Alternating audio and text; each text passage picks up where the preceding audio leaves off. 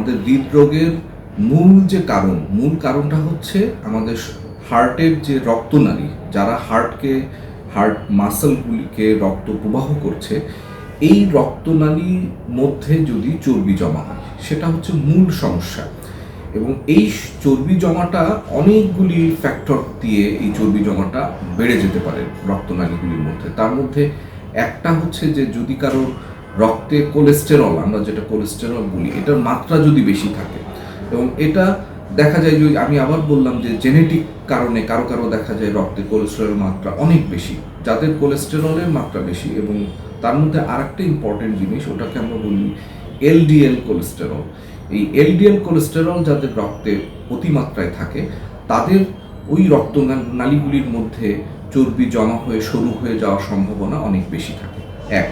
দ্বিতীয়ত হচ্ছে সেকেন্ড সবচেয়ে ইম্পর্টেন্ট, ডায়াবেটিস যদি থাকে এবং সেটা যদি অনিয়ন্ত্রিত থাকে, তাহলে অনিয়ন্ত্রিত ডায়াবেটিস ঠিক একইভাবে আমার যদি রক্তে কোলেস্টেরল বা এলডিএল এর মাত্রা কমও থাকে, তাও সেটা ওই রক্তনালীগুলির মধ্যে চর্বি জমা হয়ে রক্তনালীগুলির লুমেন ব্লক হয়ে যেতে পারে। স্মোকিং যেটা আমরা বলি, একই স্মোকিংয়েও আমাদের রক্তনালীগুলির মধ্যে চর্বি জমা হওয়ার প্রবণতাটা বাড়িয়ে দেয়।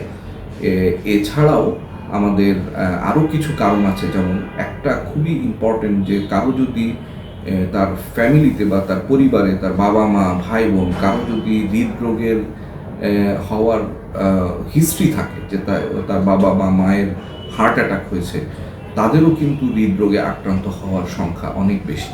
এই যে আমরা যে রিস্ক ফ্যাক্টর যেগুলি আমরা বললাম, এদের মধ্যে কিছু কিছু রিস্ক ফ্যাক্টর কিন্তু মডিফায়াবল, আর কিছু কিছু আসলে নন মডিফায়াবল। যেমন নন মডিফায়াবল, যেমন আমি যেটা বললাম যে আপনার পরিবারে আপনার বাবার হার্ট অ্যাটাক হয়েছে, তো এইটাকে তো আর আপনি মডিফাই করতে পারবেন না। সো সেক্ষেত্রে তার যে ঝুঁকিটা সেটা থেকেই যাচ্ছে।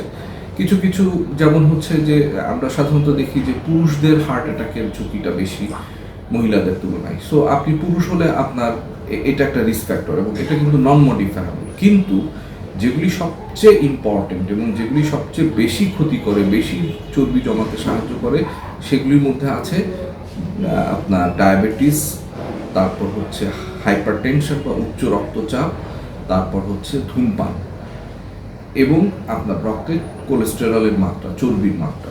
এই চারটা হচ্ছে সবচেয়ে ইম্পর্টেন্ট, কারণ এদের ভূমিকাটা সবচেয়ে বেশি। এবং এই চারটা যে মোস্ট ইম্পর্টেন্ট ফ্যাক্টর, এইগুলিকে কিন্তু সবগুলিকে আপনি মডিফাই করতে পারেন।